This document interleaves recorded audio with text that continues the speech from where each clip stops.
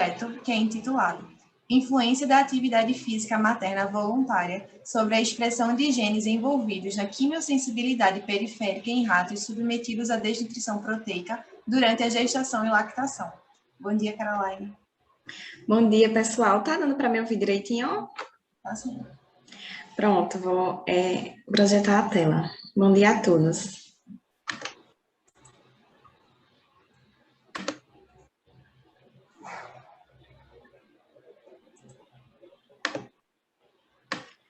Posso começar?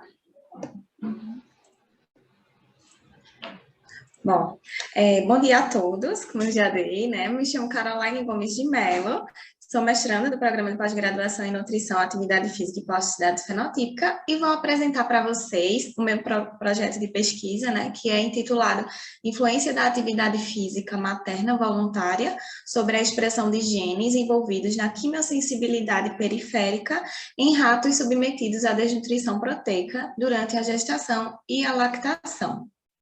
E meu orientador, o professor Dr. João Henrique, e minha co-orientadora, a doutora Viviane. Vou trazer um pouquinho para vocês sobre a delimitação do problema, para vocês entenderem um pouco sobre o meu projeto. A hipertensão arterial sistêmica, como nós já sabemos, é uma doença crônica não transmissível, que é caracterizada pelo aumento da pressão arterial persistente, seja ela diastólica, sistólica ou de ambas. A sua etiologia é multifatorial e ela é considerada um importante fator de risco para outras doenças, como as cardiovasculares, como o acidente vascular cerebral, insuficiência renal, entre outras. A alimentação, ela é considerada como um fator protetor para a hipertensão arterial. E ela, sendo equilibrada e saudável, ela é capaz de auxiliar quando esses níveis pressóricos já estão alterados, ela é capaz de ajudar na normalização. Como já sabemos que a alimentação é importante em todas as fases da vida, durante a gestação e a lactação não seria menos importante.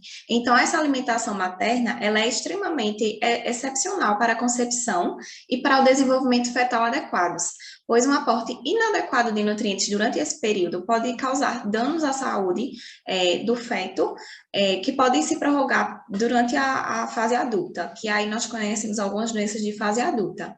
Alguns estudos viram que a desnutrição proteica materna, ela pode alterar o desenvolvimento fetal, causar baixo peso ao nascer, e também foi associada a condições como diabetes, hipertensão, resistência à insulina, entre outras, estas sendo condições tardias, ou seja, em adultos. O nosso grupo de pesquisa estuda bastante sobre esse modelo experimental de desnutrição proteica.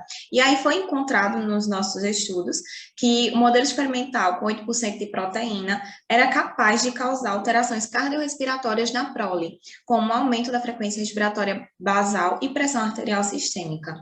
Também foi visto que havia um aumento do ritmo respiratório, e isso por meio do aumento da ventilação e frequência respiratória em 34%, e também um aumento no tônus simpático cardiovascular.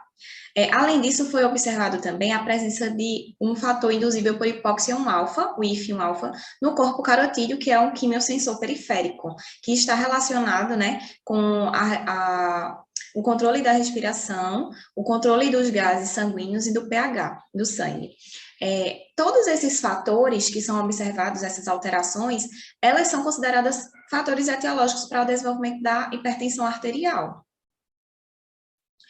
Então, como eu já havia falado um pouquinho nesse mesmo slide, né, sobre o IF1-alfa, que é o fator induzível por hipóxia 1-alfa, no corpo carotídeo, essa molécula ela é encontrada em casos de hipóxia, ou seja, diminuição de oxigênio sanguíneo. E aí é percebido por esse quimiosensor, o corpo carotídeo, e isso está associado com o aumento da atividade desse quimiosensor para poder regular esse oxigênio no sangue.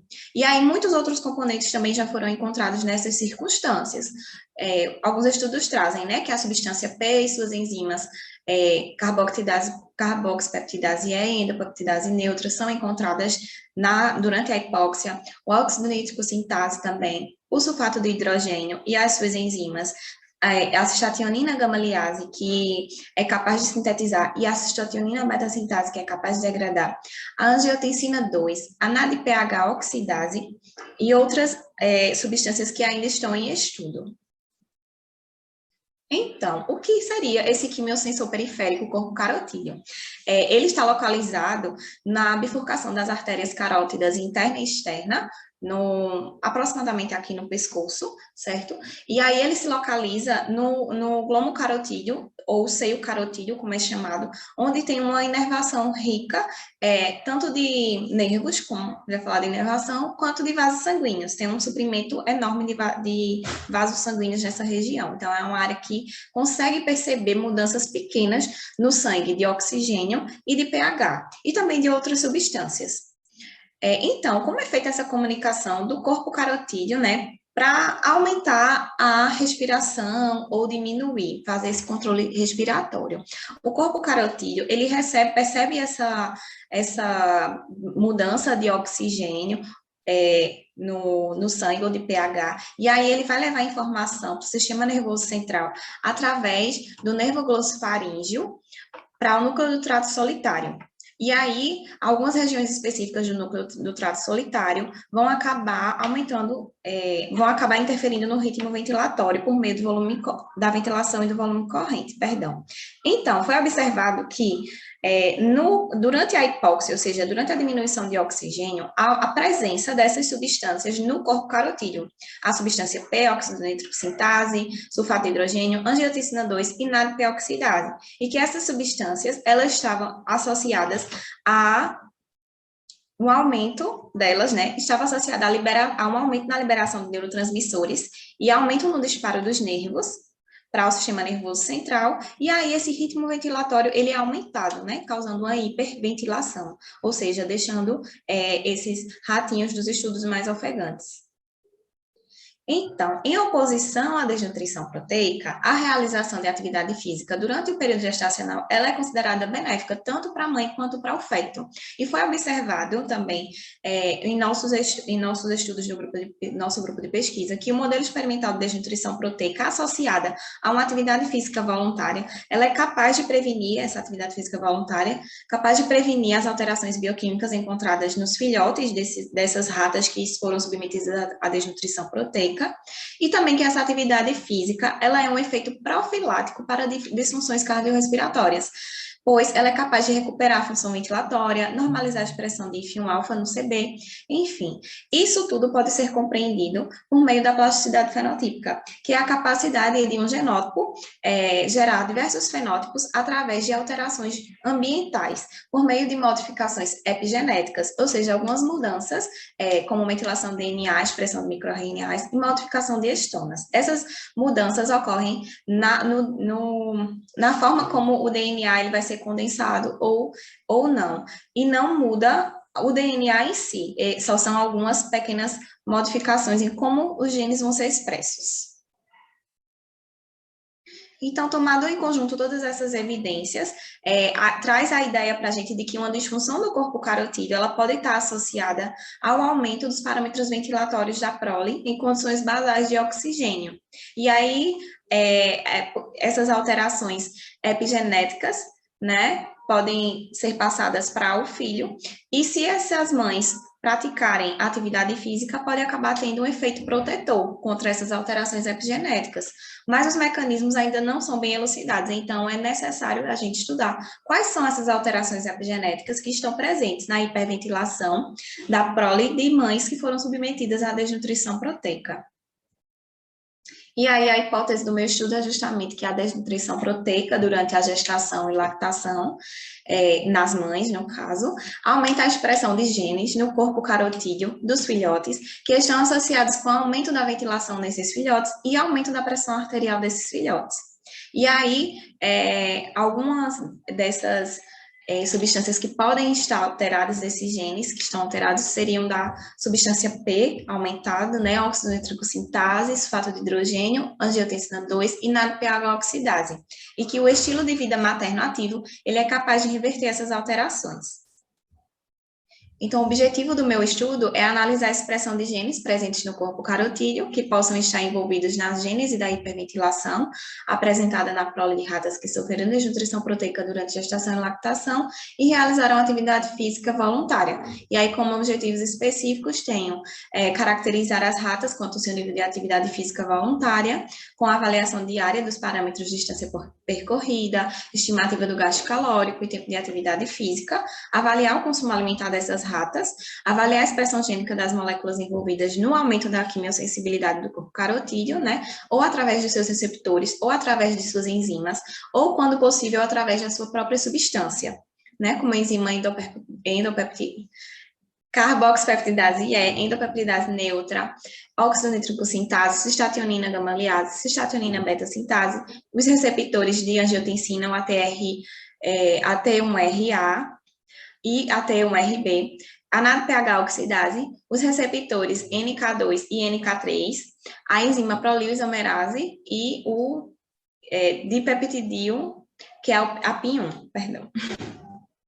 Então, como metodologia, o que será utilizado no meu estudo para análise de biologia molecular será o tecido do corpo carotídeo, de um estudo que já foi feito, e esse tecido ele está armazenado a menos 80 graus Celsius, para ser feitas essas análises. E aí eu preciso falar um pouco da metodologia de como foi feito esse estudo, para vocês entenderem como poderia reproduzir esse estudo. Então, foram utilizadas ratas Wista, com 85 a 90 dias de vida, com peso entre 220 a 260 gramas, e os seus filhotes machos, né, que serão feitas as análises de biologia molecular, serão no corpo carotídeo desses filhotes.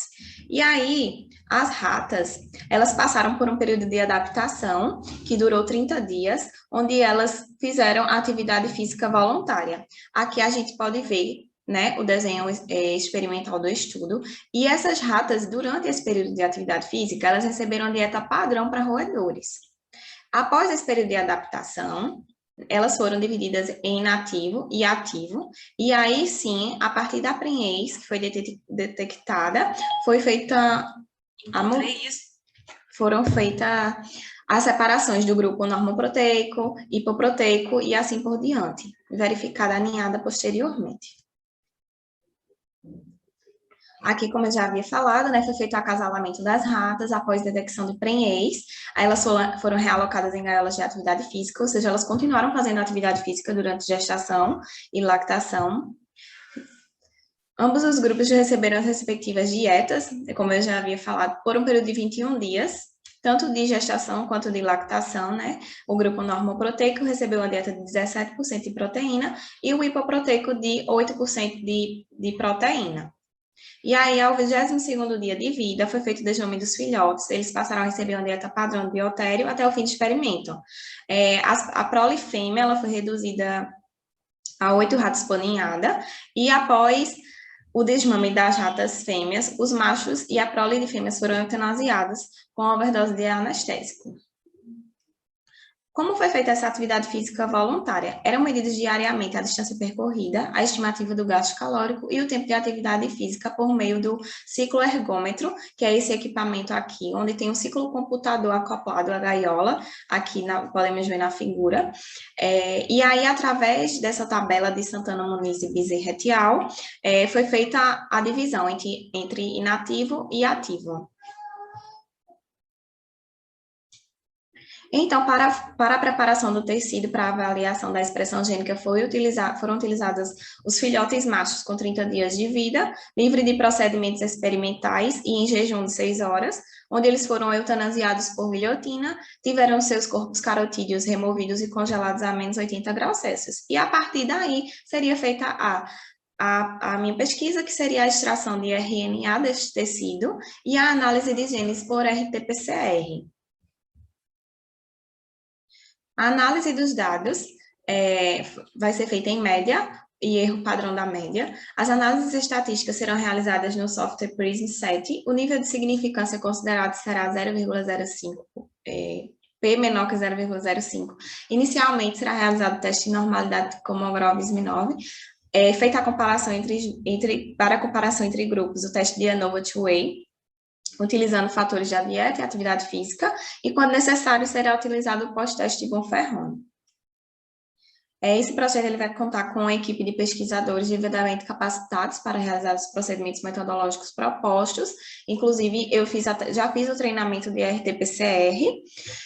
O projeto será realizado no Laboratório de Nutrição, Atividade Física e Plasticidade Fenotípica e vai ter colaboração com a plataforma de Biologia Molecular do Instituto de Pesquisa Ageu Magalhães, que é a parte da pesquisa que precisa ser feita e está parada por causa da pandemia. O projeto já conta com o apoio financeiro da CAPES, com o seguinte número de processo. E é isso. Para algumas dúvidas, podem perguntar agora e eu posso disponibilizar o meu e-mail. Obrigada. Obrigada, Caroline. Pessoal, se alguém tiver alguma dúvida, pode falar. Enquanto isso, eu fiquei bem impressionada porque o teu trabalho ele é bem complexo, assim como tantos os outros trabalhos experimentais. E aí, como é que fica a logística para o próximo semestre decorrente sobre as análises? Então, né, está parado devido à pandemia, a gente está trabalhando. Na realidade, já foi feita toda a atualização bibliográfica desse trabalho. Já foi feito um artigo de revisão também com a temática para ser publicado. A gente só está esperando ajustar alguns detalhes para submeter. E eu já estou iniciando uma revisão sistemática para caso a gente não consiga fazer as análises a tempo hábil de defender o mestrado. E aí a gente está esperando a liberação do Instituto Ageu Magalhães para fazer as pesquisas, porque a gente não tem os equipamentos necessários para RT-PCR lá no CAV. Alguém tem mais alguma dúvida, pessoal? Se alguém tiver, pode mandar depois também. O e-mail de Carol estava aqui, mas pode mandar depois.